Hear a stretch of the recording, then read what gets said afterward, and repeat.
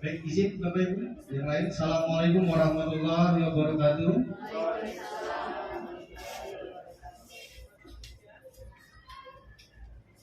Bismillah, alhamdulillah, la haula wala quwata illa billah. Allahumma sholli ala sayyidina Muhammad wa ala ali sayyidina Muhammad. Rabbi shrahli sadri wa yassirli amri wahlul 'uqdatam min lisani yafqahu qawli, amma ba'du.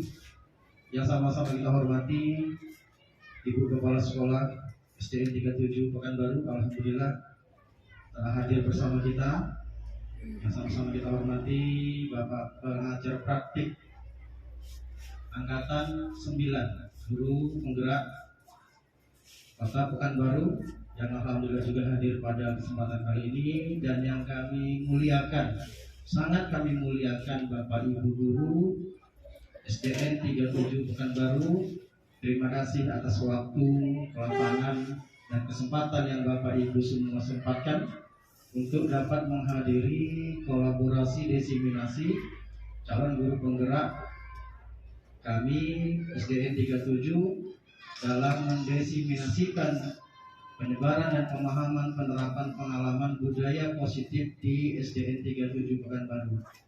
Ini adalah rangkaian kegiatan dari kebiasaan ataupun pembiasaan baik, pembelajaran yang baik yang kami dapatkan dari gerakan kegiatan calon guru penggerak angkatan 8 Kota Pekanbaru, ya. Dan kami bertugas memang pada rangkaiannya untuk mendesiminasikan ataupun mensosialisasikan tentang budaya positif di sekolah. Sebenarnya tidak sekolah, tapi lebih pada kelas, karena kalau kelasnya dimulai di kelas maka pacarannya akan juga meluas ke sekolah. Sekolah itu skala umumnya, tapi skala khususnya adalah bagaimana kita menerapkan budaya positif ini yang berada di kelas kita masing-masing, apapun levelnya, apapun tingkatannya, yang jelas masih mengajar pembelajaran, maka kita diarahkan untuk menerapkan budaya positif di sekolah. Terlepas dari paradigma dan perkembangan dinamika yang ada, itu adalah pembiasaan-pembiasaan yang harus diluruskan. Maka sekali lagi kami ucapkan ribuan terima kasih. Hanya Allah Bapak Ibu yang bisa membalas kebaikan Bapak Ibu dengan menghadiri desiminasi yang tidak seberapa ini, tapi mohon dengan tidak seberapa ini akan menjadi perubahan, paling tidak untuk diri kami sendiri, tidak pun merubah orang lain, tidak merubah ekosistem kami di sekolah, tapi untuk diri kami sendiri, maka kami melakukan perubahan. Maka budaya positif ini yang diarahkan oleh BPG, Balai Penggerak Provinsi, untuk didesiminasikan supaya sekolah itu menerapkan budaya positifnya di ekosistem masing-masing. Sekarang kita sebut ekosistem, sekolah itu adalah ekosistem. Baik Bapak Ibu semuanya, untuk mendapat keberkahan, keselamatan, serta manfaat dari kegiatan kita pagi hari ini, marilah kita bersama-sama munajat berdoa kepada Allah. Selain membacakan umum kitab, semoga apa yang kita hajatkan, apa yang kita niatkan memang diridhoi Allah, ya, memang diridhoi Allah. Lillahi ta'ala, kita hanya untuk melakukan pembelajaran, tidak ada efek yang lainnya lagi. Bila hadir Mustafa sallallahu alaihi wasallam wa ala alihi wa azwajihi wa dzurriyyatihi wa alil baiti syai'ulahumul Al-Fatihah.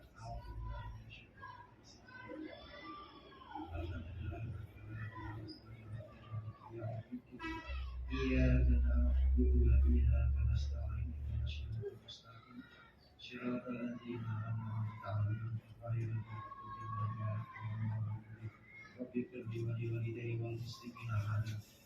baik Bapak Ibu, semoga kedepannya kurang lebih 1 jam ini kita bisa kami bisa memberikan pemaparan tentang penyebaran dan pemahaman dan penerapan pengalaman budaya positif yang mungkin nanti akan bisa kita terapkan di kelas kami dan juga bisa didesiminasi oleh kelas Bapak Ibu sekalian.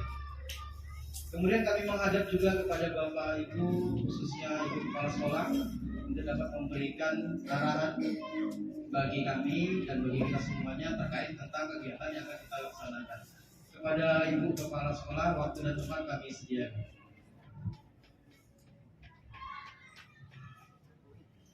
Bismillahirrahmanirrahim. Assalamualaikum warahmatullahi wabarakatuh. Yang paling saya banggakan Bapak Ibu guru penggerak, ada 3 orang kita ya. Alhamdulillah ada 3 orang dan ada calonnya juga 3 orang. Mudah-mudahan yang masuk dalam daftar calon berhasil pula lulus untuk tahun berikutnya. Dan yang saya sayangi Majelis Guru SD Negeri 3 Pekanbaru. Terlebih dahulu marilah kita panjatkan puji dan syukur kepada Allah Subhanahu wa taala karena pada hari ini kita diberi kesehatan, dilimpahkan keberkahan sehingga kita dapat berkumpul di ruang majelis guru dalam etikat baik, mendengarkan apa yang telah didapat oleh guru penggerak selama mereka belajar menjadi guru penggerak. Dan tak lupa kita kirimkan selawat dan salam kepada Nabi junjungan kita Nabi Muhammad SAW dengan ucapan Allahumma shalli ala sayyidina Muhammad wa ala sayyidina Muhammad. Pertama sekali Ibu mau mengucapkan terima kasih. Kita kasihlah tepuk tangan untuk guru penggerak. Alhamdulillah, Ibu bangga kali rasanya.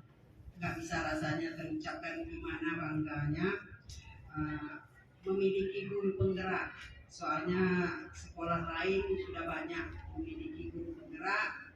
Kita alhamdulillah dikabulkan Tuhan, doa itu sudah ada 3 dan calonnya juga 3 ya kan? Dan calonnya juga 3. Kita berdoa semoga teman yang dalam tes sekarang ini berhasil. Jadi Bapak Ibu guru yang sayangi, Ibu ceritakan tentang guru penggerak ini dulu. Ini program pemerintah. Ibu sangat berharap Bapak Ibu mau ikut serta dalam program pemerintah ini menjadi guru penggerak. Yakinlah manfaatnya begitu besar untuk kita di belakang harinya, sekarang dan yang akan datangnya. Contohnya bisa memperbaiki pola tingkah laku kita pribadi sebelum kita tularkan ke orang. Tentu pribadi kita ya. Nah, kita mau melakukan apa-apa hal praktek baik yang banyak didapat di guru penggerak ya kan Pak Abdi? Praktek baik yang banyak didapat di guru penggerak. Kalau kita tidak mampu menularkan ke orang lain, minimal untuk diri kita sendiri. Nah, itu dia. Jadi ilmu itu kalau tak sanggup kita menularkan ke orang lain, minimal untuk diri kita sudah melakukan hal yang terbaik untuk diri kita. Mengapa seperti itu? Banyak ilmu yang didapat dari guru penggerak. Soal Ibu sudah mendengar cerita tentang guru penggerak ini, datang pada Ibu. Seandainya Ibu masih ada kesempatan, Ibu ingin juga. Tapi batas usia Ibu tidak mengizinkan Ibu untuk jadi guru penggerak atau kepala sekolah penggerak. Sebab batas umurnya udah lebih. Dia boleh 55 tahun, sementara Ibu 57 tahun. Itulah manfaatnya, rasa Ibu begitu besar. Segala sesuatu yang dicetuskan oleh pemerintah, yakinlah itu manfaatnya akan besar buat sekarang, akan datang dan yang berikutnya. Jadi Ibu menghimbau kepada guru-guru Ibu yang belum ikut dalam guru penggerak, ayo kita ikuti bersama-sama. Jangan takut berepotan banyak itu, berarti kita masih pola pikir lama, pola pikir zaman itu jadi guru. Nanti banyak tugasnya banyak, ini itu pola pikir yang salah. Jadi jangan kita masih pakai pola pikir yang salah. Segala sesuatu pemerintah pasti udah pikirkan dulu baiknya. Kita selaku guru ikuti dengan untuk perkembangan zaman. Jadi Bapak Ibu, di sini ada 3 orang guru penggerak kita. Pak Abdi yang sudah turun-turun ke sekolah lain menyampaikan materi, membimbing. Alangkah meruginya kita kalau tidak minta bimbingan dari Pak Abdi. Sementara Pak Abdi ini dah pergi kemana-mana membimbing. Saya tahu sebab Pak Abdi pergi itu harus ada tanda tangan itu. Jadi rugi kita seandainya kita ada, kita tak mau memanfaatkan. Sudah itu ada Pak Latif dengan Ibu Iza yang sekarang lagi proses ya Za. Tinggal menjalani pendidikan berapa bulan lagi? 5 bulan. Pak Latif berapa bulan lagi Pak Latif? Pak Latif 1,5 bulan lagi selesai. Bu Iza karena baru 5 bulan lagi selesai. Rasa ibu 6 bulan pelatihan itu gak lama. 6 bulan itu sebentar. Jadi ayo bagi yang belum terpanggil hatinya, ayo bersama-sama. Jangan sampai nanti orang udah selesai guru penggerak, kita tidak. Sudah itu di suatu saat pasti ada ketentuan-ketentuan yang harus diikutkan, harus guru penggerak, sementara kita enggak. Harus guru penggerak, sementara kita enggak. Jadi orang yang merugi. Sama zaman ibu dulu, ibu cerita sedikit, waktu sertifikasi ibu angkatan pertama, itu cuma sertifikat aja. Kalau ibu tak mau pelatihan dulu, malas, gak bisa sertifikasi. Satu dikumpulkan sertifikat, ibu dapat 1.000 lebih poin nilai. Langsung lulus, langsung angkatan pertama sertifikasi. Jadi program pemerintah itu pasti bagus. Mereka udah kaji matang-matang. Maka itu hari ini Ibu Iza akan menyampaikan atau memberi untuk penyebaran praktek baik yang didapatnya dari guru penggerak kepada ibu bapak guru. Jadi kepada ibu bapak guru, ayo kita tanamkan dalam hati kita ingin menjadi guru di zaman modern, berbeda di zaman ibu dulu. Sekarang murid lebih pintar dari guru sebab mereka canggih menggunakan HP, bisa laptop, bisa. Kalau kita jangan ketinggalan dari murid. Kalau kita ketinggalan dari murid, kita nggak bisa menyampaikan. Baru kita sampaikan kami udah tahu Bu. Baru kita sampaikan kami udah tahu. Berarti jadi guru kita harus pintar dalam segala hal. Kita harus dulu pintarnya. Jadi apapun nanti yang disampaikan oleh Bu Iza, praktek baik yang didapatnya dari guru penggerak, Bu Iza berbagi ilmu nanti, Pak Latif berbagi ilmu dengan kawan semua. Mudah-mudahan kita bisa merubah pola pikir kita yang ada. Pola pikir kita itu kalau udah bisa kita merubahnya, insya Allah jalan di depan itu terbuka lebar untuk kita berubah. Jadi jangan maunya seperti itu aja. Dari pertama jadi guru sampai sekarang seperti itu aja, nggak mau berubah. Jadi ikut ya Pak, nanti guru penggerak kapan ada buka. Mau lulus mau tidak itu tak ada masalah. Yang penting kita ikut. Berarti kita ada bukti fisik. Kami udah ada ikut tes, tapi kesempatan yang belum ada. Jadi kan ada bukti fisik kita ikut. Kalau kita sama sekali tidak pernah ikut, berarti kita tak menunjang program pemerintah. Yang penting kita udah pernah ikut. Kami udah ikut, udah berapa kali ikut, tapi rezeki belum ada. Alasan kita menjawab rezekinya memang yang belum ada. Kalau ikut kami udah pernah ikut. Pasti nanti sekarang aja kalau tak dikunjungi pelapor belajar, pelapor belajar namanya, itu di dinas itu terdeteksi guru yang tidak mengunjungi. SD berapa yang sering mengunjungi, SD berapa yang tidak pernah dibuka. Itu canggihnya zaman berbeda zaman itu dulu. Jadi kepada Bapak Ibu guru, alhamdulillah kita miliki 3 guru penggerak yang bisa tempat Bapak Ibu bertanya. Bukan berarti mereka pintar, bukan. Ya kan Pak Latif ya? Bukan ya Bu Iza? Jadi bukan. Jadi jangan pula, mana pula ini enggak. Mereka lebih dulu jadi guru penggerak dan lebih dulu menerima ilmunya. Jadi kan bagi kita yang belum, kita bisa bertanya sama Bu Iza, sama Pak Abdi, sama Pak Abdi. Mungkin itu saja bagi Ibu. Ibu bilang ini hal positif yang didapat oleh kita di zaman sekarang sebagai guru penggerak. Jadi Bapak Ibu ikuti bersama-sama tanamkan dalam hati, saya akan berubah ke arah yang lebih baik, bukan seperti datang, mengajar, pulang. Ya ada pula kata Bu Liza etikanya. Nak, tak boleh buang sampah di situ. Itu nggak boleh sekarang menyampaikan. Nak, tak boleh buang sampah di situ. Tadi Bu Liza mengancam ibu juga nggak tahu. Nggak boleh kata tidak itu.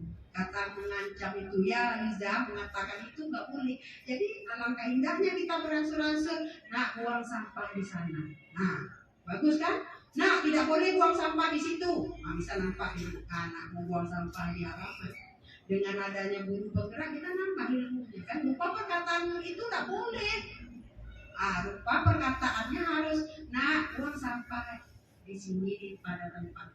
Perkataan tidak itu nggak mau lagi ya Bu Liza. Sudah itu ada beberapa perkataan yang tidak boleh diucapkan oleh guru. Apalagi sempat kita ngomong kasar di dalam kelas, itu nggak zamannya lagi. Jadi Bapak Ibu bisa tanyakan nanti sama guru penggerak kita yang 3 ini apa-apa saja yang bisa diapa. Terakhir Ibu sampaikan Umar bagi Umar, tak tunggu kita jadi PNS, malah peluang untuk PNS itu kalau kita udah guru penggerak itu lebih besar, untuk sertifikasi lebih besar, nggak sulit-sulit lagi ya kan. Bu Liza janji pemerintah seperti itu, tak sulit-sulit lagi. Ini diadakan, tentu ada manfaatnya bagi kita. Ya Firma ya, ikut kita ada senior. Kita lihatkan kepada yang junior kita, saya ya yang udah berumur. Semalam Bu Is minta tanda tangan Ibu dengan Ibu, bangga betul Ibu. Ikut Bet, ya alhamdulillah. Ikut Bu Is, ya Bu coba alhamdulillah. Jadi seperti itu. Mungkin itu saja ya Pak Abdi, Bu Liza, Pak Latif. Semoga kalian sukses. Semoga semua guru SD 37 Pekanbaru sukses dengan ilmunya. Assalamualaikum warahmatullahi wabarakatuh. Baik, terima kasih kami sampaikan kepada Ibu Kepala Sekolah atas arahan, masukan, unjuk ajarnya kepada kami semuanya. Semoga menjadi motivasi bagi kami ke depannya untuk lebih baik lagi, terutama dalam mengembangkan proses pembelajaran di semua satuan pendidikan atau di kelas kita masing-masing. Yang kedua, kami juga mohon unjuk ajar dari Bapak pengajar praktik, yang alhamdulillah kita memiliki pengajar praktik, di mana pengajar praktik ini satu tingkat di atas CGB. Karena kalau dilihat dari struktur karirnya itu CGP, PP, Fasil, Instruktur, Supervisor. Supervisor itu adalah tim supervisi pelaksanaan program ini, apakah terlaksana atau tidak, dan itu sampel. Kemarin untuk baru hanya dapat di satu angkatan saya Al-Azhar 54, kemudian SD berapa gitu, dan satu provinsi hanya beberapa orang yang disensor, dan itu adalah langsung observasi guru, kepala sekolah, siswa, dan itu random, tidak ada info, tidak ada apa, hanya Wahyu turun langsung ini masuk langsung jawab. Seperti Wahyu turun dari Jibril, maka tidak ada perantara yang lainnya langsung. Jadi nggak tahu harus bagaimana. Yang jelas makanya kami lakukan sedikit banyak kami lakukan. Kalau ada instruksi kayak gitu, tidak seperti itu, maka kita sudah siap. Oke, Bapak Abdi selaku pengajar praktik mohon untuk memberikan penguatannya kepada kami atas kegiatan ini. Kepada Bapak kami waktu dan tempat kami sediakan.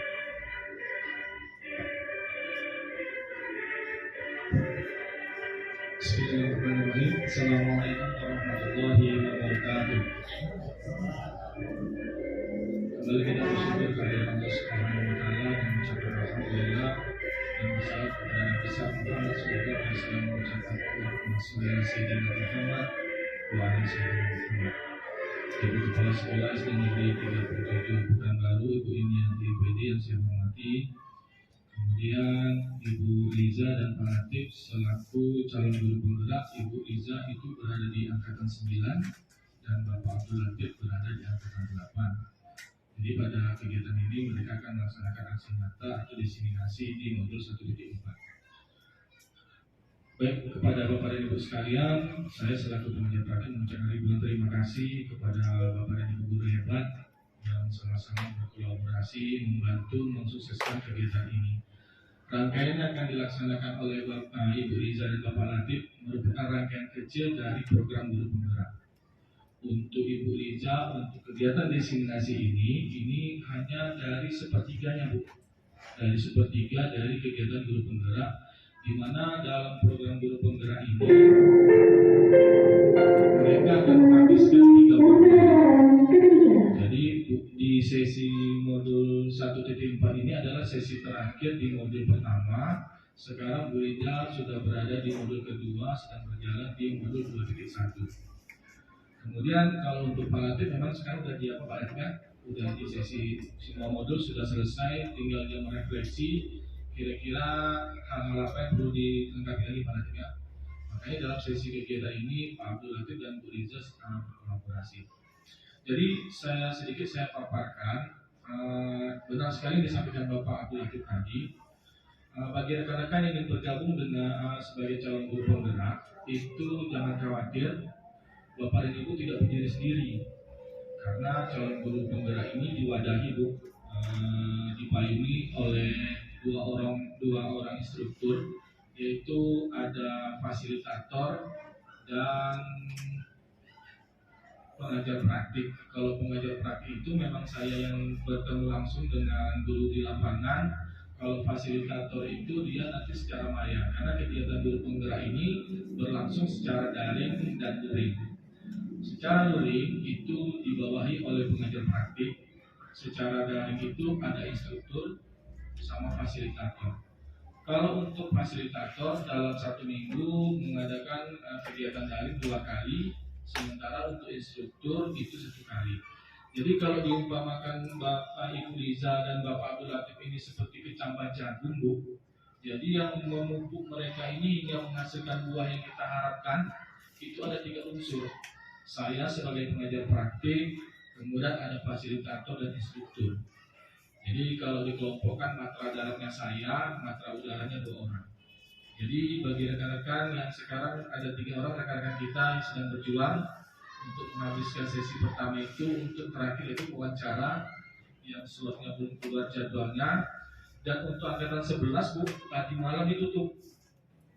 Jadi ada berita sedikit agak mengecewakan untuk Ibu Ibet, karena di sesi itu due date-nya itu pukul 23.59 Bu, tanggal 27 pukul 23.59. Jadi Ibu Ibet itu ada kurikulum vitae-nya itu yang nggak terupload karena jaringan yang makin sibuk kegiatan di sesi terakhir itu, jadi servernya error.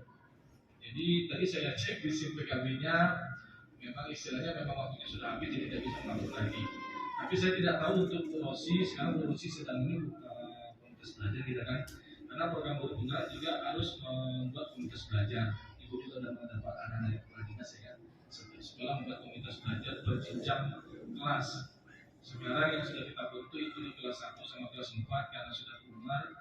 Nah, insya Allah nanti di kelas yang belum umar, persiapan untuk angkatan 2-nya itu kelas 2 dan kelas 5, nanti akan kita bentuk kumpulnya. Kemudian juga kumpul untuk aksi nyata di platform Merdeka Belajar. Karena di sini saya walaupun saya pengajar praktik sampai sekarang saya aksi nyatanya itu memang belum disetujui, belum lulus. Hanya Ibu Riza yang sudah berhasil mendapatkan sertifikat, sudah dapat sertifikat. Betul kata Ibu, kalau memang ada orang dalam kita bertanyakan dulu.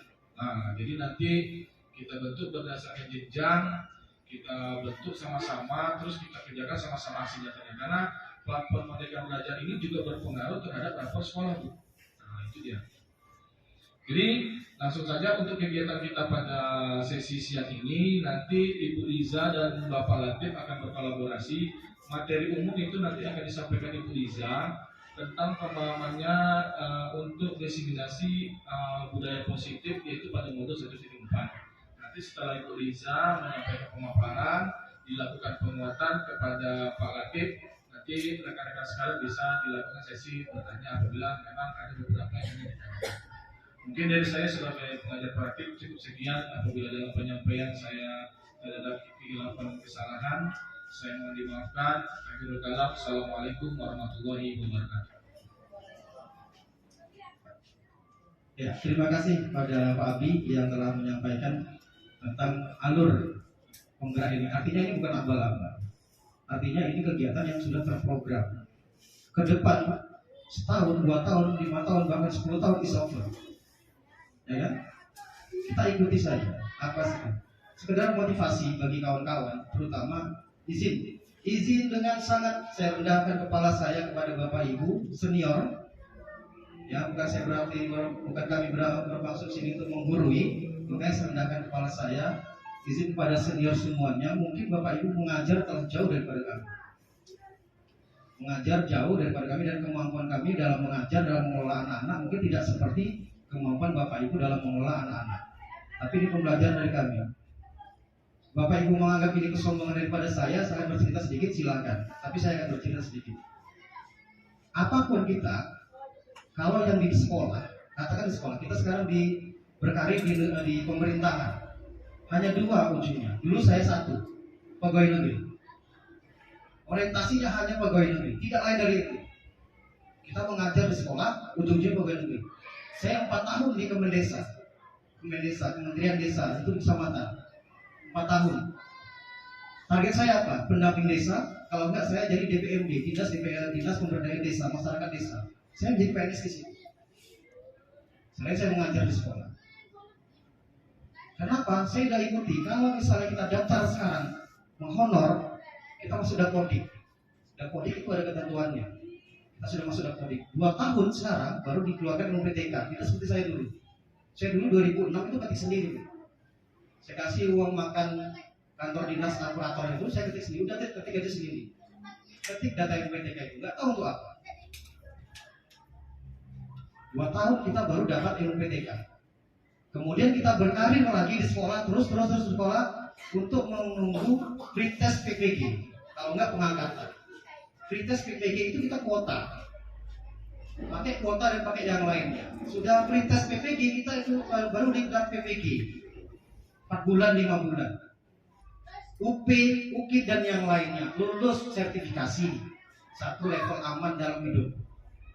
Makanya di angkatan 1 CGP Kota Pekanbaru saya mengundurkan diri karena saya terdaftar dan saya lulus untuk angkatan 1 CGP, dan saya juga lulus untuk PPG tahun 2020. Pertama kali semuanya serba daring, serba online. Tapi karena saya mikirnya orientasi bahwasannya PPG ini adalah seumur hidup, saya undur diri dari CGP. Padahal sudah mulai pembelajaran 1 bulan lebih, saya hampir 1 modul saya dapat. Baru kita sertifikasi ataupun kita pengangkatan P3K atau PNS. Katakan sejahtera. Tapi sekarang dengan adanya penggerak, Bapak Ibu nggak usah pretest PPG, nggak usah ikut PPG. Prioritas P3K, lulus TGP, Bapak Ibu langsung otomatis jadi peserta UP PPG, tidak pakai pretest, tidak pakai pendidikan, hanya buat laporan saja. Sertifikasi 1. Yang kedua, prioritas untuk penempatan P3K yang lulus penggerak, karena JP-nya itu 310, melebihi daripada JP daripada PPG. Itu kemudahan-kemudahan dari pemerintah yang diberikan kepada kita untuk sampai memotong level, supaya kita sampai pada level yang dikatakan sejahtera, kemudian tujuannya adalah PNS. Tidak ada lagi. Saya honor, bahkan besar gaji honor saya pada waktu PNS. Saya di Kemendesa itu 1 SPPD saya 70 sampai 100 ribu. 1 hari saya bisa dapat 3 atau 4 SPPD, kalikan saja. Itu belum uang angkut dari desa-desa yang saya monitoring. Gaji saya kurang lebih 4 juta 1 bulan, honor. Di sekolah saya honor. PNS hanya gaji PNS saja, saya tidak bisa kerja ke desa lagi. Saya hanya dipanggil-panggil saja ketika, Pak ini tolong ini ada apa, tolong dibantu, saya baru datang. Orang baru datang. Kalau dulu saya mau bergerak turun, makanya dapat SPD. Itu motivasinya. Artinya untuk sampai ke P3K atau PNS, bergerak salah satunya sekarang. 5 tahun, 10 tahun lagi terserah mau jadi apa, yang penting ikuti sekarang. Maka rezeki kita sekarang. Memang menjadi dilema etika dalam diri kita, bahwasanya pemerintah di Republik Indonesia ini seperti itu. Besok seperti apa lagi nggak tahu, presidennya siapa nggak tahu, itu emang seperti itu. Tapi nikmatnya sekarang prosesnya. Dan satu hal lagi saya tekankan kepada Bapak Ibu, tidak semua penggerak itu jadi kepala sekolah.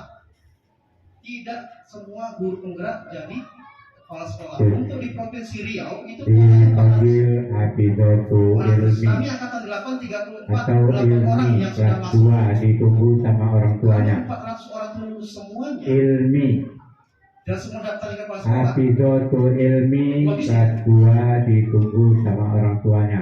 Cepat. Tidak logis ya? Jadi nggak ada istilahnya guru penggerak menjadi kepala sekolah, nggak ada. Tidak ada. Saya motivasi kepada kawan yang belum serti, ayo serti dari sini jalannya secara penggerak. Yang belum P3K, ayo dari penggerak bisa ke P3K. Kalau mau prajak itu 15 juta 1 tahun biayanya prajak. Sekarang kita gratis, akomodasi gratis. Kita lokal karya dikasih uang transport, kasih makan, daring, pulsa dikasih 150 sebulan selama 6 bulan. Makanya selama ini saya aman-aman aja soal pulsa paket. Habis-habis sekarang ada Zoom berapa jam, oke. Karena kan masuk lagi dari BPG 150 sebulan untuk pulsa saja. Jadi saya mau kuatkan pada kawan-kawan, tidak masalah sekolah, tidak sebagai apa-apa yang lain. Ini hanya pembelajaran bagi kita semua. Yang belum PNS atau P3K ini jalannya. Itu saja berpikir. Ya, bisa ya. Kalau berpikir dulu gaji honor saya lebih besar daripada gaji PNS sekarang. Karena saya aktif di Kemendesa, Kementerian Dalam Desa. Itu Bapak Ibu. Jadi sekedar penguatan saja kepada kita semuanya, motivasi kepada kawan-kawan semuanya. Tidak sampai angkatan 11. Kawan saya lulus fasil angkatan 16. Artinya apa? 11, 12, 13, 14, 15 masih ada CGP. Karena beliau kawan saya lulus fasil angkatan 16. Parkir gitu. Jadi nggak ada cerita sampai angkatan 11 itu nonsen, tidak ada. Karena kawan saya fasil angkatan 16. Ya, di sini saya ingin menggali potensinya kawan-kawan semuanya, dan ini sudah kita lakukan secara tidak langsung di sekolah, kita lakukan. Bagaimana di kelas, bagaimana dengan siswa, bagaimana kolaborasi, bagaimana semuanya sudah kita lakukan. Hanya ini sebagai mempolakan, mensistematiskan, menstrukturkan dari yang kita lakukan. Dengan anak-anak, seperti saya bilang, Bapak Ibu pasti lebih senior dari saya dalam menangani anak-anak ribut, anak nakal, anak-anak belajar, pasti lebih senior, saya yakin. Apalagi saya dulu di desa, datang ke kota, tentu kota itu lebih wah daripada di desa, ya kan? Tentu di sini pasti lebih kompetensi sangat luar biasa sekali. Makanya saya motivasi untuk mengimbangi Bapak Ibu semuanya, karena saya berangkat dari desa. Nah, ini sudah kita lakukan semuanya. Yang akan disampaikan Bu Liza nanti tentang budaya positif ini adalah penguatan-penguatan yang telah kita lakukan selama ini di sekolah. Itu saja. Penguatan-penguatan yang telah kita lakukan di sekolah. Kita polakan, kita strukturkan, dan kita sistematiskan dalam pelaksanaan pembelajaran di kelas kita masing-masing. Itu inti daripada pembiasaan kita pada kegiatan pagi ini. Untuk lebih jelasnya dan lebih memahami dan memberi penguatan bagi kita semuanya, kita minta kepada Bu Liza Gusrina SPD untuk menyampaikan penyebaran pemahaman, penerapan serta pengalaman budaya positif di sekolah, terutama di kelas, sebagai bentuk diseminasi kolaborasi kami calon guru penggerak angkatan 8 dan angkatan 9 Kota Pekanbaru di SDN 37 Pekanbaru, sebagai dokumentasi kepada BPG sampai ke kementerian. Ini akan kami sampaikan sebagai pelaporan kami yang telah kami laksanakan di sekolah. Pada Ibu Liza, kami silakan, kami sediakan waktu untuk dapat menyampaikan materi pada pagi hari ini. Pada Ibu Liza, waktu dan tempat kami sediakan.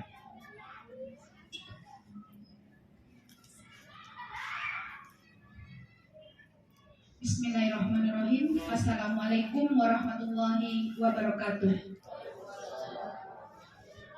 Alhamdulillahirabbil alamin, wassalatu wassalamu ala asrofil anbiya'i wal mursalin wa ala alihi washabbihi rasulillahi ajmain. Yang saya hormati Ibu Kepala Sekolah SDN 37 Pekanbaru, yang saya hormati Bapak PP yaitu Bapak Abdi yang ada di sekolah kita, dan Bapak Ibu Majelis Guru yang sangat saya hormati. Puji syukur kita ucapkan kehadirat Allah Subhanahu wa taala yang mana pada pagi hari ini kita sudah diberikan kesehatan dan kesempatan untuk datang ke sekolah kita guna dan tujuan melaksanakan proses belajar mengajar seperti biasanya.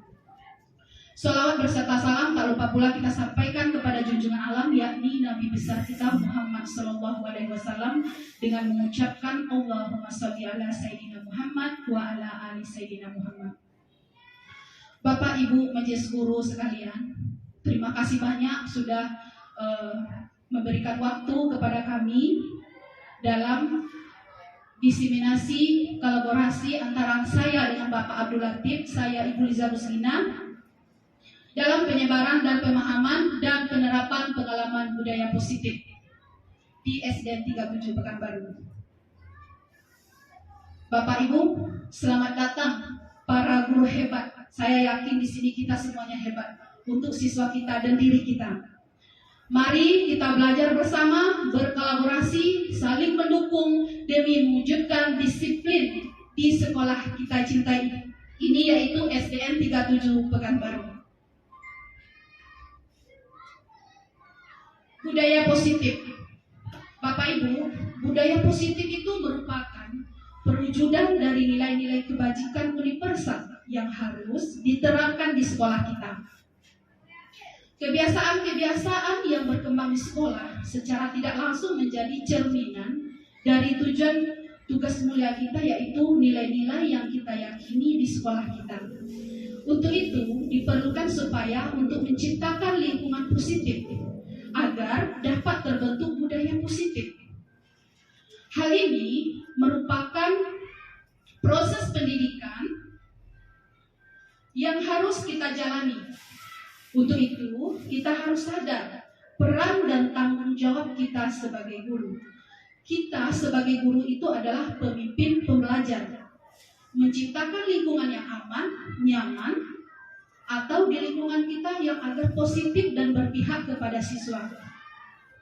Salah satu cara dengan membuat kesepakatan kelas bersama murid dan kemudian dituangkan menjadi sebuah keyakinan yang harus kita terapkan agar menjadi kebiasaan untuk mewujudkan budaya-budaya positif yang nantinya di sekolah kita.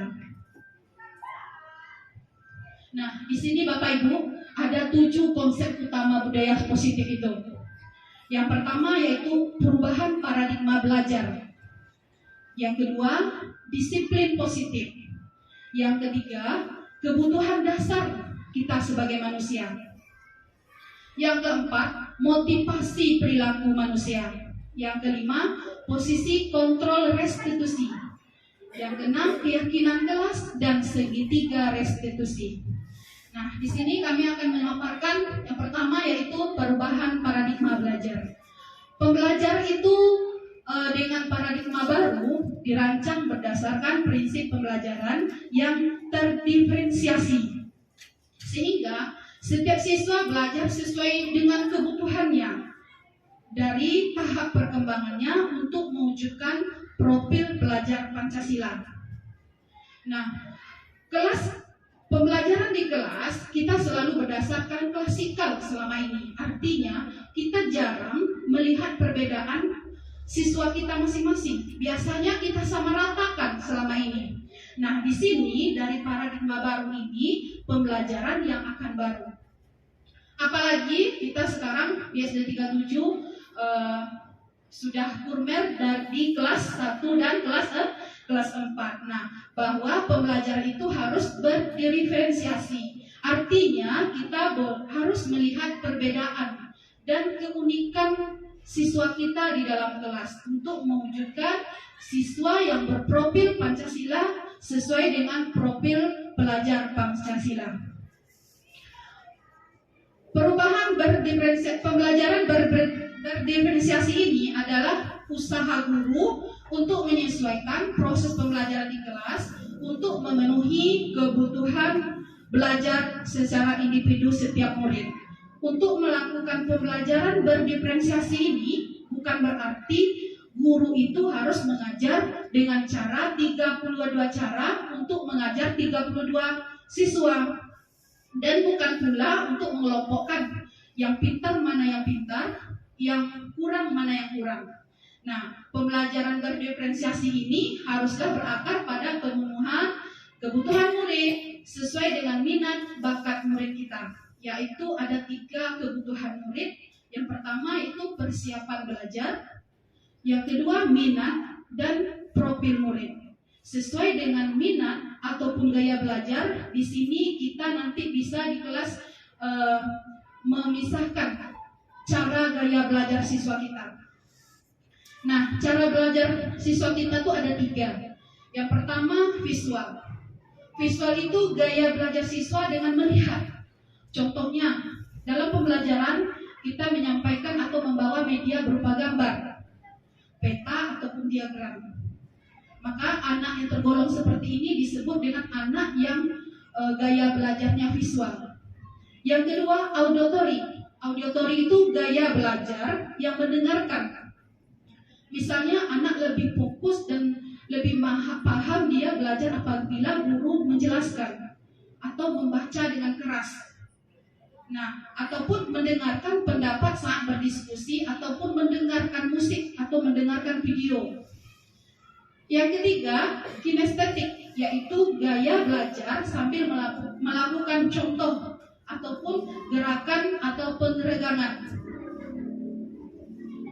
Nah, Bapak Ibu, ini yang akan kita capai yaitu profil pelajar Pancasila. Ada 6 elemen.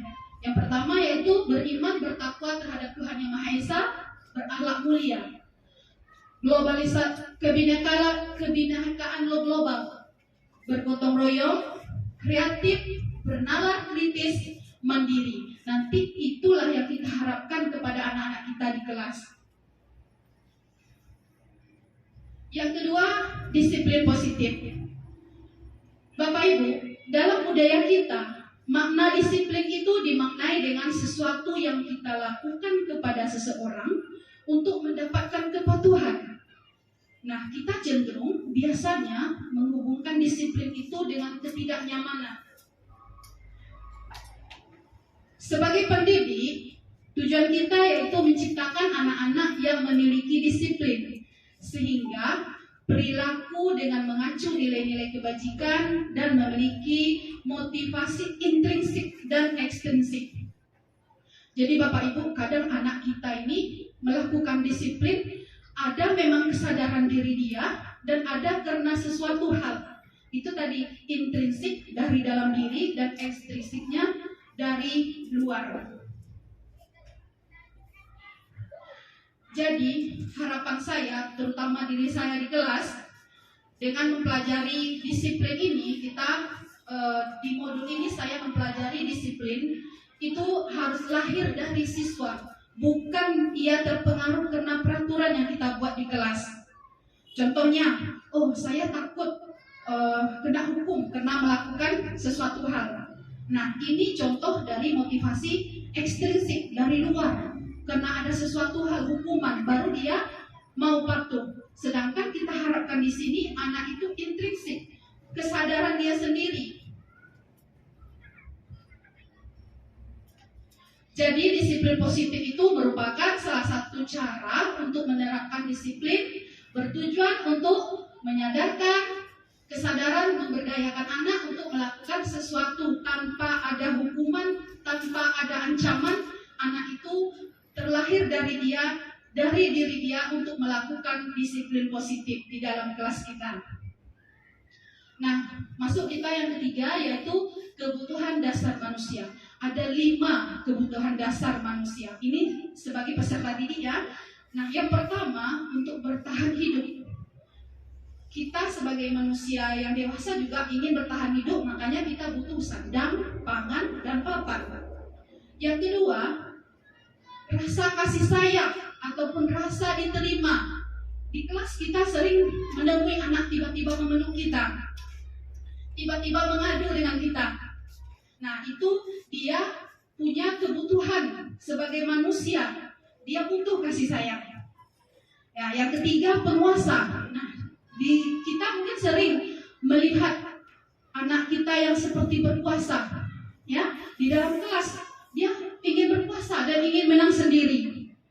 Nah, dia berarti memerlukan kebutuhan seperti penguasa atau menang sendiri. Ini kebutuhan dia sebagai seorang penguasa di kelas. Yang ketiga, kebebasan. Ada kadang artinya kebebasan ini siswa ingin tidak terikat, artinya merdeka, bebas dia. Tidak terikat dengan aturan di kelas. Ada kita jumpai seperti itu anak-anak murid kita. Yang kelima, kesenangan. Nah, contoh kesenangan di sini dalam pembelajaran dia ingin senang. Dan banyak juga siswa kita di dalam kelas biasanya dia tetap mengerjakan tugas, tetapi dia nggak senang. Tetapi kebutuhan dia tertekan karena dia tidak merasa senang dengan pekerjaan yang sudah dilakukan, tapi tetap dia lakukan. Bapak Ibu, di sini ada kebutuhan dasar tadi muncul karena motivasi manusia.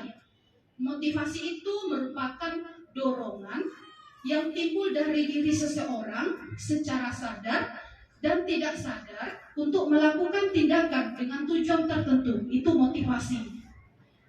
Nah, beberapa motivasi diantaranya ini khusus siswa. Yang pertama, ada seorang siswa itu untuk menghindari ketidaknyamanan saja, untuk menghindari tidak dihukum saja. Nah, murid melakukan disiplin karena dia takut dihukum. Kadang seperti itu. Nah, ini adalah seperti yang saya katakan tadi, ini merupakan motivasi ekstrinsik. Ada karena pengaruh dari luar, bukan kesadaran dia. Yang kedua, mendapatkan imbalan. Anak itu mau disiplin karena kita ada kasih imbalan. Murid melakukan disiplin itu karena mendapatkan imbalan. Ini merupakan juga motivasi intrinsik. Ekstrinsik, bukan intrinsik ya, Bu.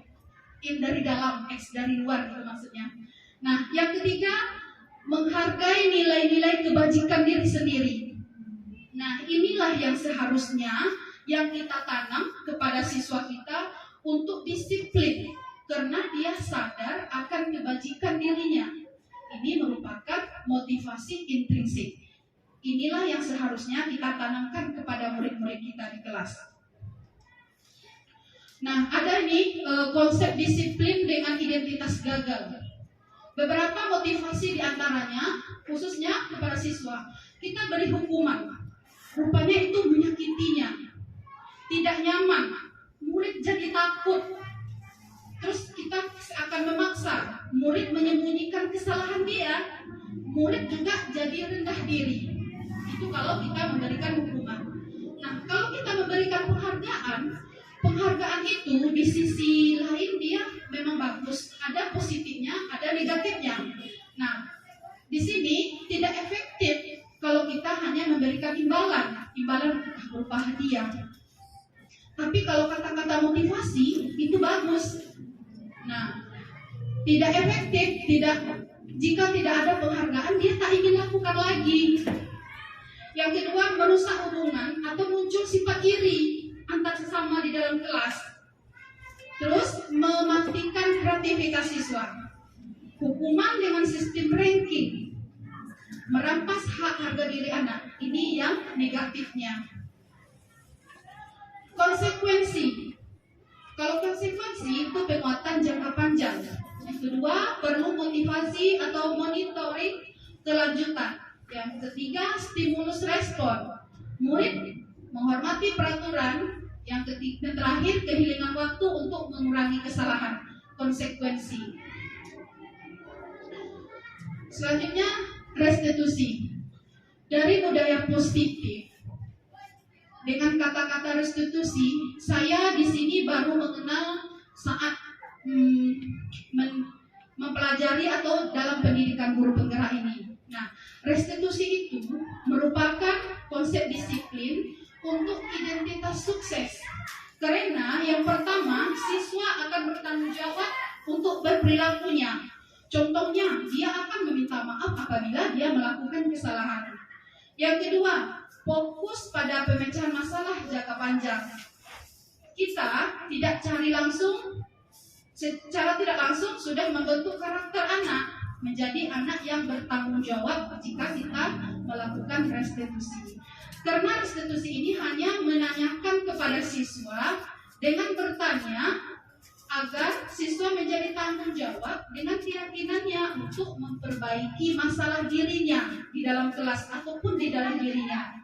Yang kedua, yang selanjutnya, murid menghormati diri dia dan orang lain ataupun temannya di dalam kelas.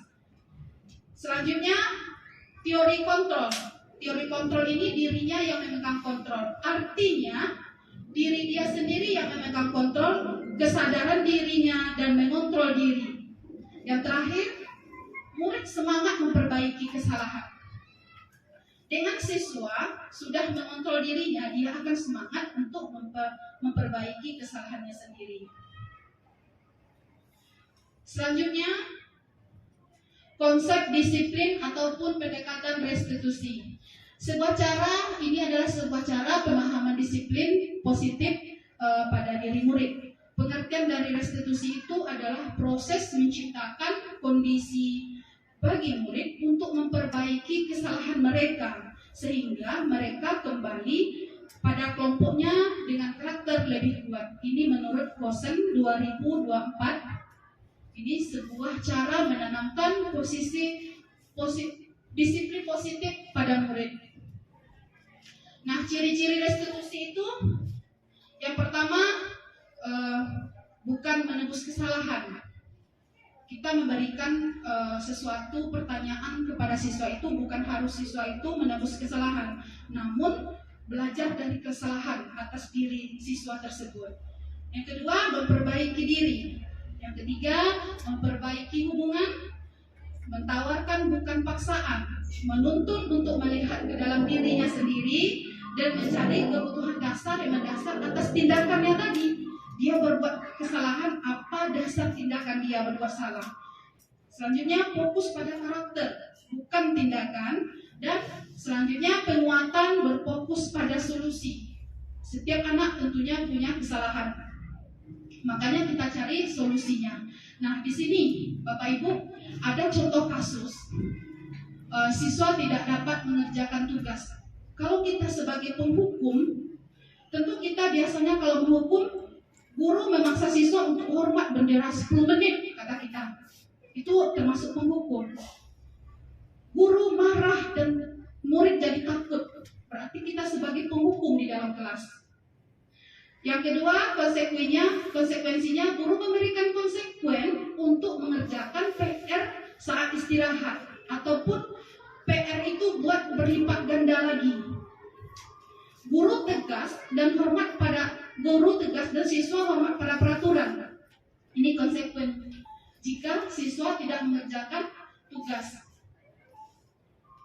Nah, yang ketiga yaitu restitusi. Nah, di sini restitusi guru menanyakan keyakinan kelas ataupun keyakinan kelas yang dapat membantu siswa untuk menyelesaikan masalahnya. Yang kedua, guru terbuka dan siswa menghormati dirinya sendiri karena ada restitusi ini yang akan kita terapkan di kelas. Nah, Bapak Ibu perhatikan ke depan ada 5 posisi kontrol restitusi. Kita lihat diri kita, apakah selama ini kita di dalam kelas itu sebagai penghukum? Apakah kita sebagai pembuat rasa bersalah kepada siswa? Atau sebagai teman? Atau sebagai pemantau? Atau sebagai manajer? Di sini bisa nanti kita refleksi diri kita lagi, sebagai siapa saya di dalam kelas untuk murid saya. Nah, contoh penerapan 5 kasus posisi kontrol, ini contoh kasus, siswa tidak memakai atribut pada saat upacara bendera. Kalau sebagai penghukum, kita berkata, patuh aturan sekolah, lalu berdiri di depan barisan. Itu kalau kita sebagai penghukum. Kalau sebagai perasa pembuat bersalah, kita akan bilang begini, berapa kali ibu guru beritahukan nak, guru kecewa dengan kamu. Otomatis anak mendengar itu rasa dia sangat bersalah karena perkataan kita. Kalau sebagai teman, Ayolah nak, tertib. Buat ibu bangga. Kali ini tak apa-apa kamu merasa bersalah. Ini kalau kita anggap dia sebagai teman. Kalau sebagai pemantau, kamu sudah melanggar apa aturan konsekuensi dan kesalahan kamu di sini. Sedangkan sebagai manajer, apakah kamu tahu kesalahanmu? Kira-kira bagaimana akan kamu perbaiki kesalahan ini? Nah, Bapak Ibu, menurut saya kita baiknya sebagai manajer di dalam kelas. Karena dari sini nanti anak akan kita tumbuhkan kesadaran kita bahwa apa yang dia apa kesalahan dia hingga berbuat seperti itu. Mungkin saja di rumah dia buru-buru, lambat bangun tidur, itu mungkin kesalahan dia. Di situ kita mencari bagaimana solusinya, solusi diri dia ketika dia berbuat salah. Makanya kita itu lebih baik sebagai manajer di dalam kelas daripada sebagai penghukum, daripada sebagai rasa bersalah, daripada sebagai teman ataupun pemantau. Lanjut keyakinan kelas. Bapak Ibu, mengapa di kelas itu ada keyakinan, bukan peraturan? Siapa yang tahu, Bapak Ibu? Nah, ini ilustrasi contoh. Kita memiliki aturan penggunaan helm pada saat kendaraan bermotor. Kira-kira untuk apa kita pakai helm? Ayat Guneci untuk keselamatan. Oke, bagus. Mantap. Yang kedua, mengapa kita memiliki peraturan penggunaan masker dan cuci tangan setiap hari? Ada juga untuk kesehatan ya Bapak Ibu. Fit ya. Nah, Bapak Ibu, dari pertanyaan itu tentunya pertama dari keselamatan dan kesehatan. Pertanyaan tadilah yang dikatakan keyakinan. Jawabannya itu juga keyakinan yang lahir dari dalam diri kita. Contoh kata lain, saya ingin selamat. Itu yakin kita. Begitu juga saat peraturan memakai masker ataupun melanggar tata tertib di lalu lintas. Nah, kalau kita ingin tertib, tentunya kita ingin menjaga kesehatan. Apalagi jika kita melanggar, resikonya tentu kepada diri kita sendiri. Nah, inilah salah satu contoh kenapa kita memilih kata keyakinan kelas dan daripada peraturan kelas. Kalau siswa itu yakin, dia lebih baik kata yakin daripada peraturan. Kalau peraturan nanti lebih terikat, jadi anak merasa tertekan gitu. Dipanggil anak kami Rizky. Nah, Bapak Ibu, kegiatan membuat keyakinan kelas ini saya contohkan di kelas kita, kelas 6A. Berikut keyakinan kelas. Yang pertama, cara kita nanti membuat keyakinan di kelas itu kita berdiskusi dengan aturan. Contohnya di kelas kita harus disiplin waktu. Kemudian saya dan siswa menulis di papan tulis apa-apa saja peraturan yang akan kita laksanakan. Nah, di sini kita minta anak-anak itu yang membuat keyakinan dia sendiri, sebab dia akan menjalankan. Otomatis apabila saat mereka ada kesalahan, kita kembalikan kepada mereka. Apa keyakinan kelas yang kamu sudah buat bersama-sama? Nah, dari situ nanti ada solusi apa yang terjadi di permasalahan di diri dia. Yang kedua, merumuskan peraturan itu menjadi keyakinan. Nah, dan keyakinan itu lebih mengarah ke budaya positif. Yang ketiga, setelah kita buat nanti keyakinan itu kita print, kita tempel di dalam kelas. Nah, setelah itu setelah kita membuat keyakinan kelas, disepakati setelah keyakinan terus tempel di kelas. Apabila siswa kita mengadakan atau salah, nanti bisa kita tanyakan lagi dengan cara konsep restitusi. Bapak Ibu bisa diperhatikan di kelas kami, kelas 6A, SDN 37, ini keyakinan kelas kami. Yang pertama, hadir dan pulang tepat waktu. Kita di sini usahakan dengan keyakinan itu tidak menggunakan kata tidak. ya harus menggunakan kata positif, tanggung jawab, saling menghargai, saling menjaga kebersihan, keindahan kelas, saling menghormati, menghargai. Kalau saling menjaga kebersihan kelas ini nanti kita tuntut anak supaya piket tepat waktu. Jadi kelas kita tetap bersih. Makanya kita pakai kata-kata di sini, saling menjaga kebersihan dan keindahan kelas.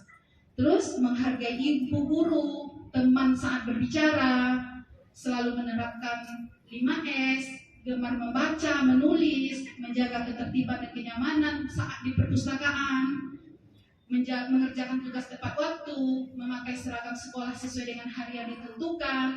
Nah, di sini ada 13 poin keyakinan kelas kami di 6A.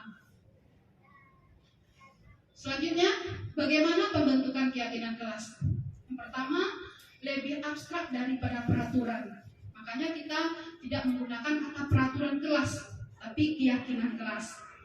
Terus berupa pertanyaan universal. Universal ini maksudnya yang kata-kata kebajikan, baik, tidak ada menggunakan kata negatif.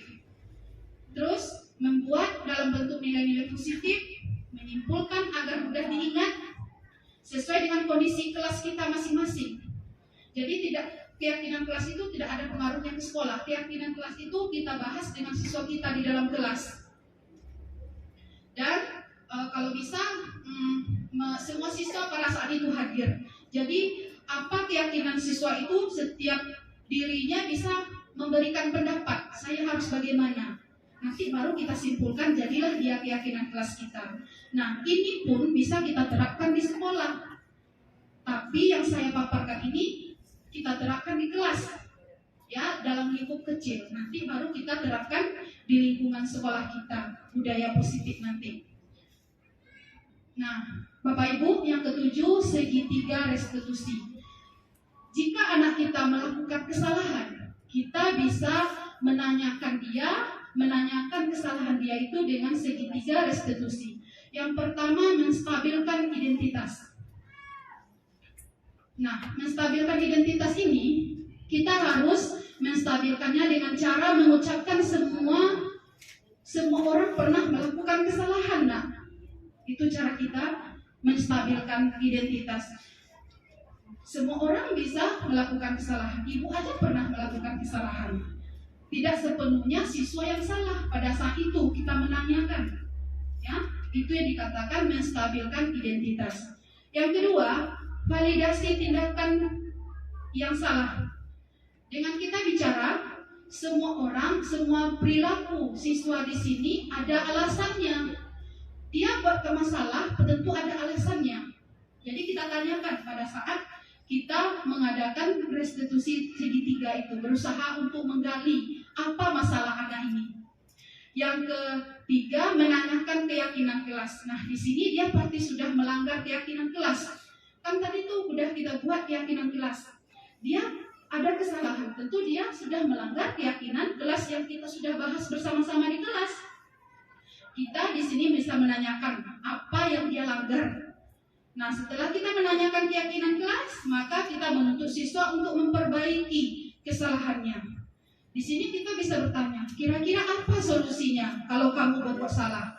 Jadi anak itu jika membuat salah, dia akan memperbaiki dirinya memang dari dalam dirinya, bukan karena ada aturan di sekolah, aturan di kelas dia gitu. Bukan karena dia takut kepada ibu guru. Contoh penerapan segitiga restitusi. Di sini saya ada video, tapi nggak mau. Gimana tuh Pak Abdi? Tunggu dulu, kita mungkin dia login. Ini salah satu contoh penerapan segitiga restitusi yang pernah saya lakukan di kelas saya. Mungkin tak seberapa, tapi saya mencoba.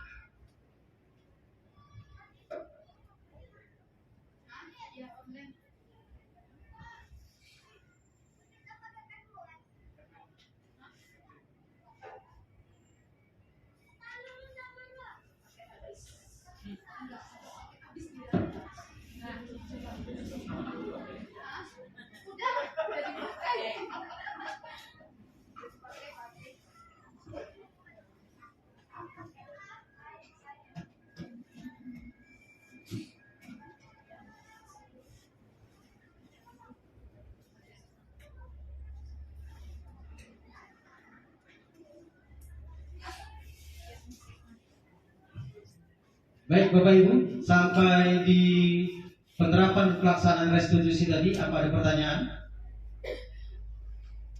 Kalau ada pertanyaan silakan. Sekali lagi saya sampaikan, ini teoritisnya. Ini teoritisnya, sedangkan kita sudah tahu anak itu bermacam bentuknya, bermacam karakternya, bermacam latar belakangnya, dengan semua maha benarnya, ya, dengan semua maha benarnya. Kalau anak berkelahi pasti semua benar, dia duluan ini semua pasti begitu, karena anak itu sudah terbiasa, dia tidak mau mengakui kesalahannya dan menerima kesalahan orang lain ataupun segera memaafkan. Nah, dengan adanya restitusi ini, kita diberi kesempatan suatu pendekatan untuk mengolah siswa kita lebih baik lagi. Bagaimana dia di kelas, bagaimana dia berinteraksi, dan bagaimana cara sudut pandang pemikirannya. Itu kita rubah. Makanya ada motivasi ekstrinsi dan motivasi intrinsik. Dari mana kita bisa menggali motivasi itu dari dalam diri kita sendiri, ya, dari dalam diri kita sendiri. Saya contohkan, saya contohkan motivasi diri sendiri.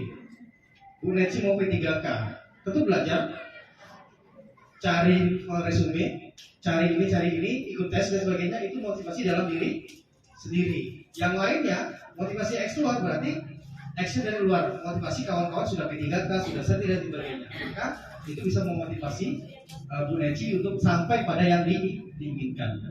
Nah, ini sudah muncul video penerapan restitusi yang diterapkan oleh Bu Liza di kelas 6A. Ini kayaknya dari anaknya bersalah kali nampaknya. Kayak udah mau melas kali nampaknya. Sekali lagi saya ingatkan, ini sudah kita laksanakan, sudah kita lakukan. Ya, semuanya sudah kita lakukan, sudah kita laksanakan. Hanya kita sekedar mempolakan.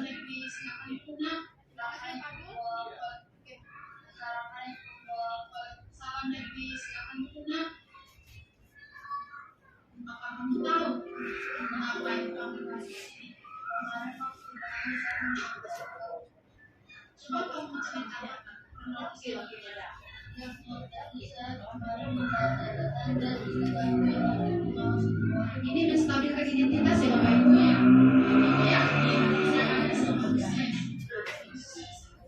Kamu sudah baik dan mengakui kesalahan kamu yang sudah kamu lakukan. Kenapa kamu sampai mencontekkan? Kenapa diri saya tindakan ya Bapak Ibu untuk melihat catatan yang saya tentang tindakan ini benar salah. Kalau saya tidak dalam mengajarkan pemikiran. Nah, untuk kedepannya apa yang akan kamu lakukan saat ujian nantinya? Saya akan belajar lebih tekun dan bertanya kepada siswa pemirsa saya akan paham yang menjadi pembelajaran. Guru pasti akan senang menerima ya. Terima kasih.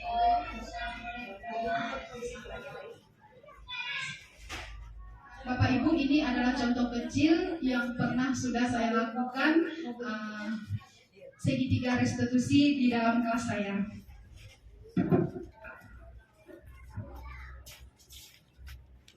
Segitiga apa ya?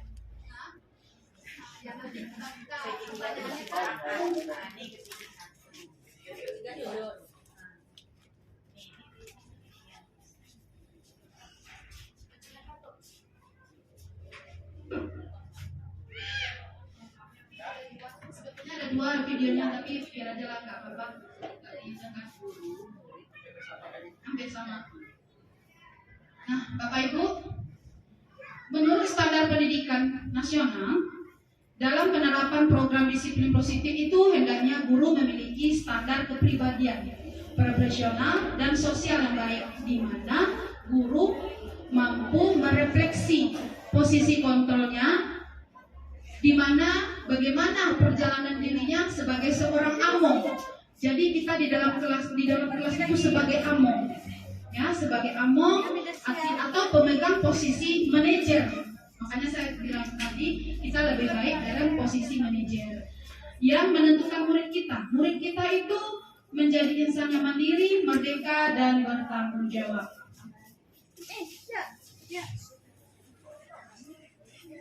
Bapak Ibu, semoga apa yang saya paparkan ini bermanfaat bagi saya dan bagi kita semua ya. Nah, cukup demikian yang bisa saya sampaikan. Bapak Abdul, diberi penguatan. Salam belajar, merdeka belajar. Thank you. Oke, Bapak Abdul, silakan. Ya, saya biasa. Karena kawan-kawan saya kemari, beberapa kawan-kawan saya kemari, manggilnya Abdul. Ya, Pak Abdul gitu. Iya, jadi kejutan Pak Abdul yang Ya, karena anak tanya, Pak Abdul mana? Anak bingung. Yang mana Pak? Saya di lapangan.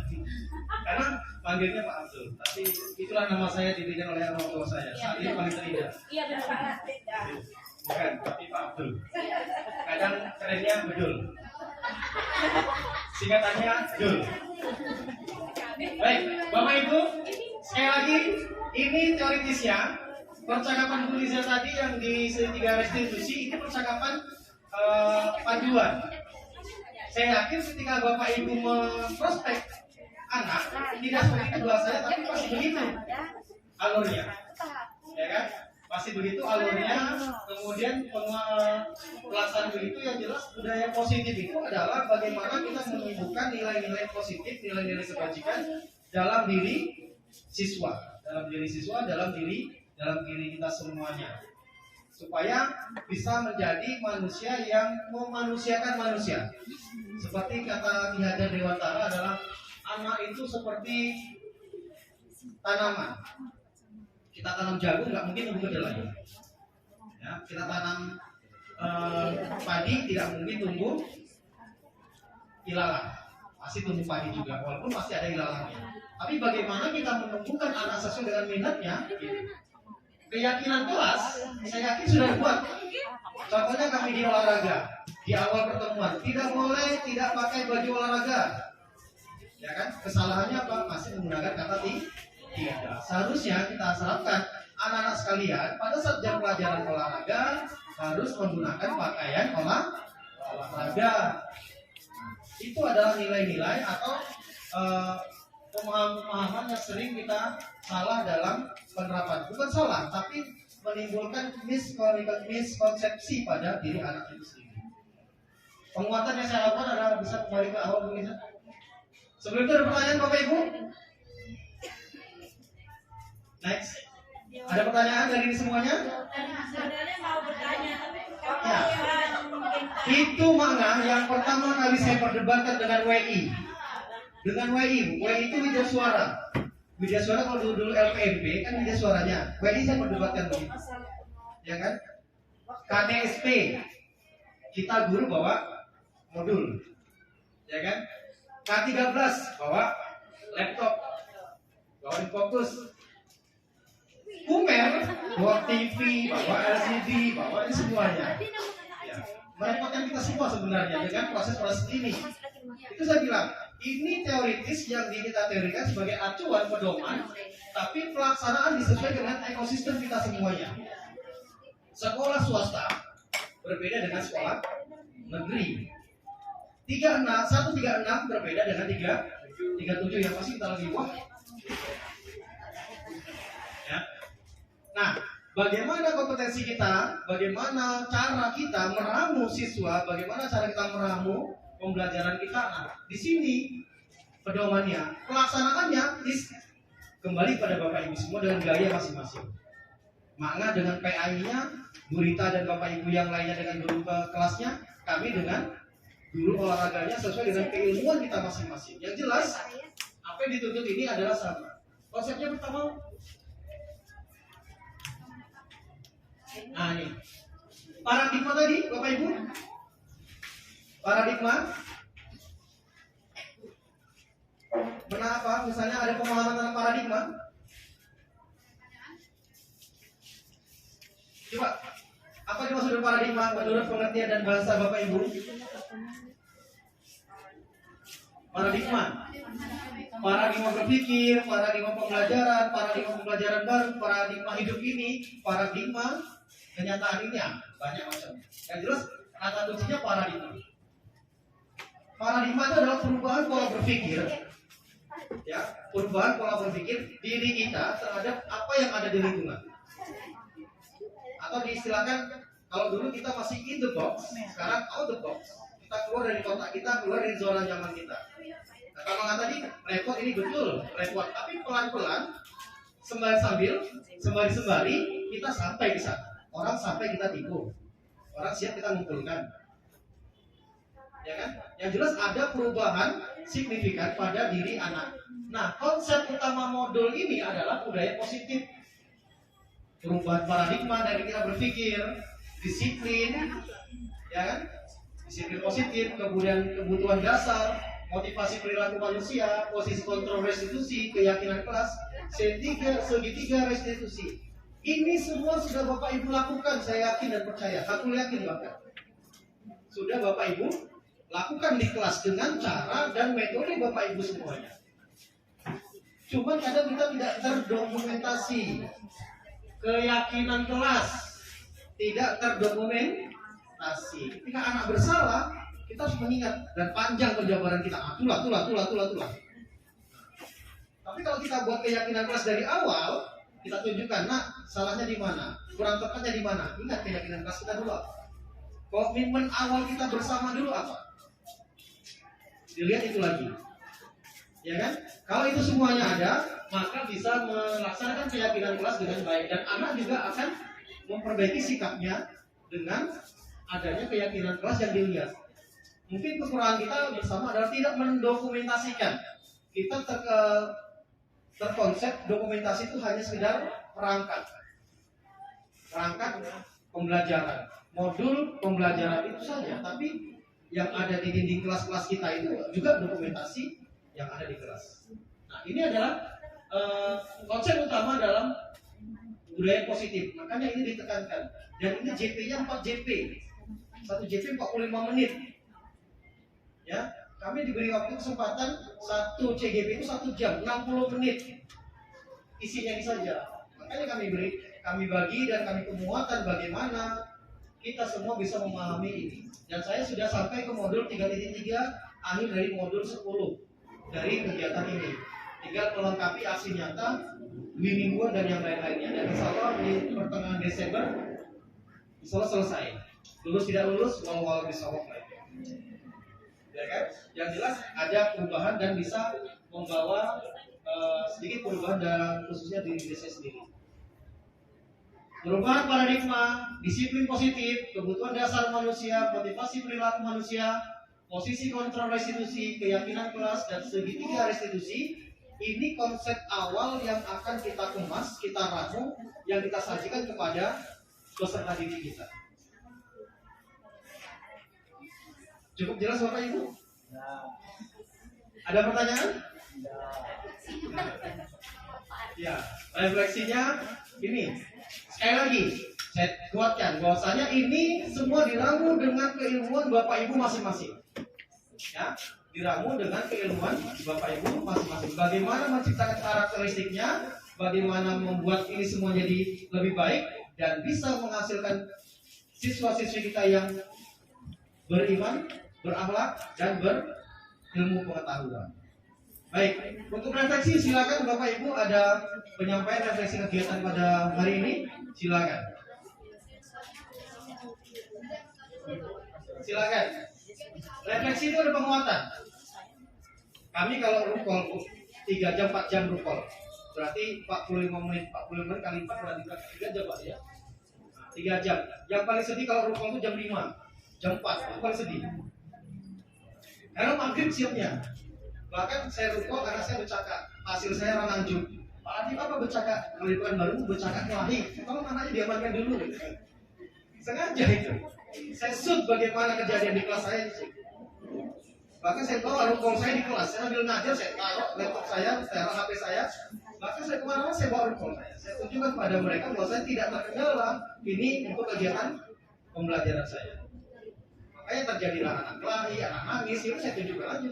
Ketawa-ketawa sih, Bu Fauzi dan yang lain. Ya kan? Natural saja, itu yang kita alami dan kita laksanakan.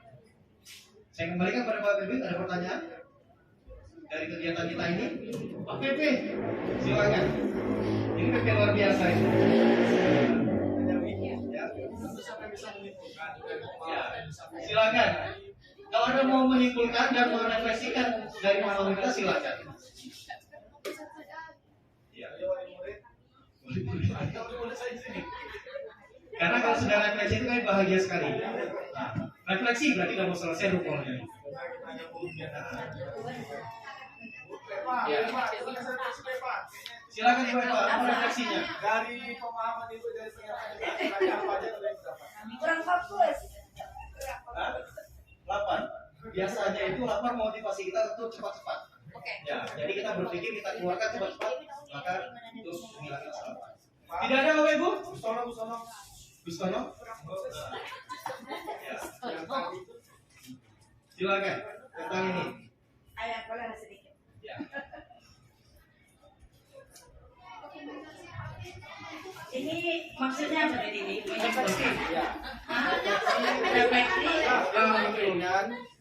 Terima kasih atas waktu yang diberikan. Mungkin di sini sedikit saya akan gimana ya, menurut pengalaman, berbagi pengalaman atau gimana gitu. Ini masalah keyakinan kelas. Kalau kemarin kami sudah pernah juga membuat aturan kelas namanya. Dalam penetapan keyakinan kelas ini, ya, sebetulnya nggak jauh beda ya, bisa ya. Ini biasanya yang mengemukakan apa namanya tuh, yang mengusulkan itu orangnya itu juga. Kemudian anak yang selalu mengusulkan tuh, kalau misalnya kalau nggak bikin PR, apa sanksinya ini gitu. Yang justru yang mengusulkan itu anak-anak yang tidak bermasalah. Sementara anak yang selalu bermasalah itu dia no comment. Kadang-kadang di apa misalnya kalau misalnya Badu gitu. Menurut Badu gimana? Dia diam aja, no comment. Sementara yang bermasalah itu yang selalu tuh dia. Gitu. Jadi gimana solusinya? Oke, terima kasih. Bu Liza, silakan. Oke. Itu sudah umum dan masalah klasik kita temukan di kelas kita.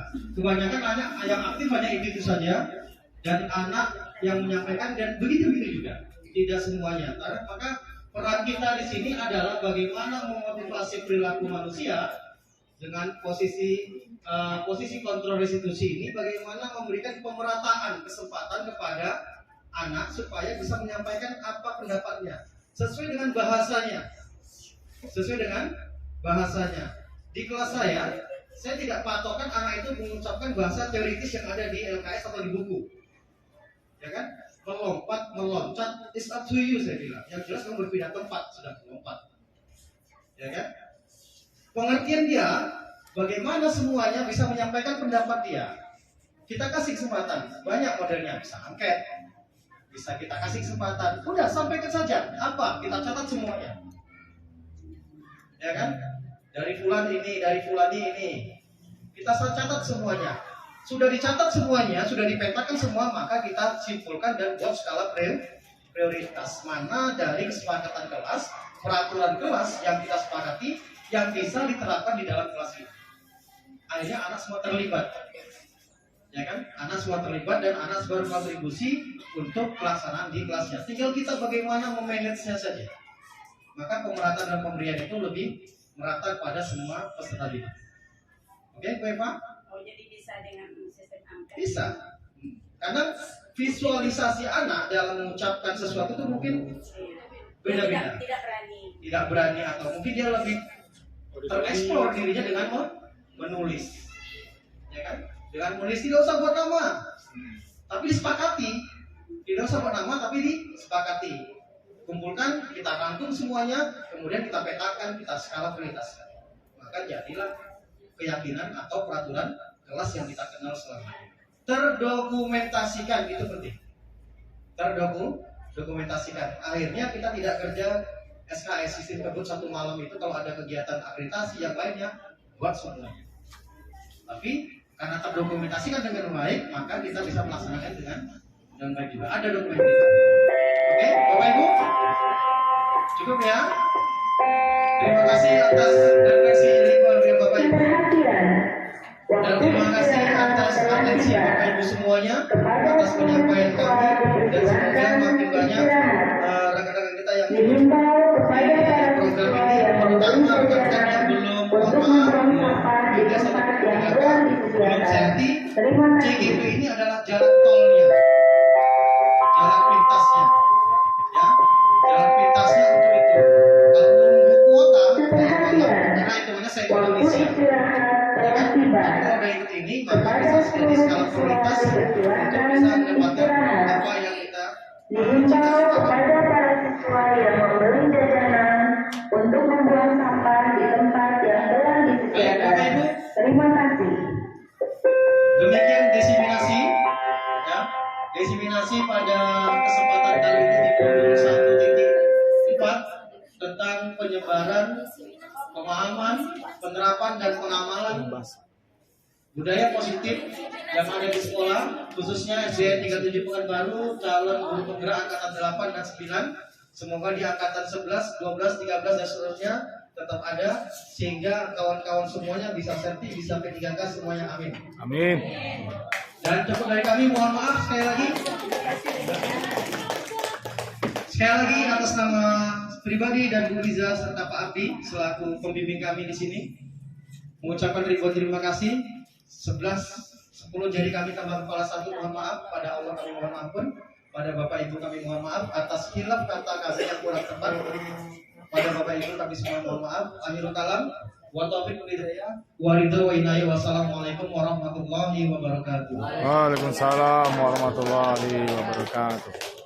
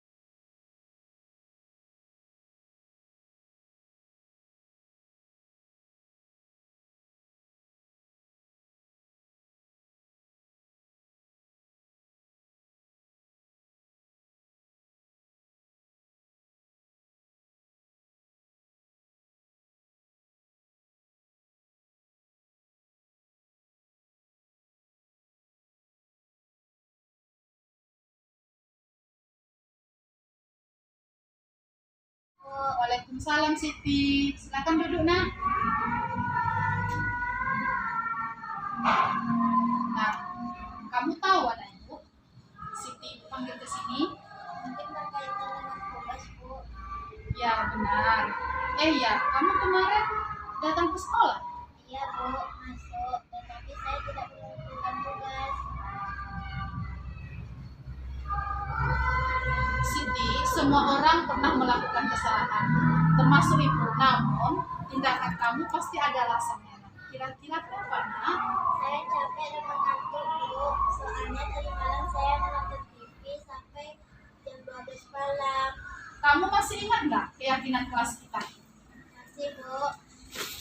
Nah, kalau kamu ingat, kira-kira yang kamu lakukan ini sudah sesuai dengan keyakinan kelas kita belum? Belum, Bu. Keyakinan kelas yang mana, nak? Selalu bertanggung jawab, Bu. Nah, itu kamu tahu. Sekarang kamu punya solusi nggak untuk masalah ini? Iya, Bu. Pertama, saya minta maaf karena saya tidak mengumpulkan tugas. Kedua, saya akan tidur lebih awal lagi. Ketiga, saya akan mengerjakan tugas dari Ibu dan akan saya kumpulkan besok. Nah, Ibu, bagus. Ibu apresiasi tanggung jawab kamu.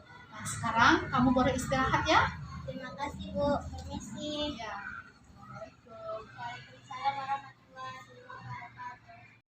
Assalamualaikum, Bu. Waalaikumsalam, Devi. Silakan duduk, nak. Apa kamu tahu mengapa Ibu panggil kamu ke sini? Kemarin waktu ulangan saya mengantuk, Bu. Coba kamu ceritakan, nak, kronologisnya bagaimana? Ya, Bu. Jadi saya kemarin membawa catatan dan diketahui oleh pengawas uang, Bu. Oh, begitu ya? Ibu yakin tidak ada semanusia yang sempurna, tentu sesuai yang sempurna.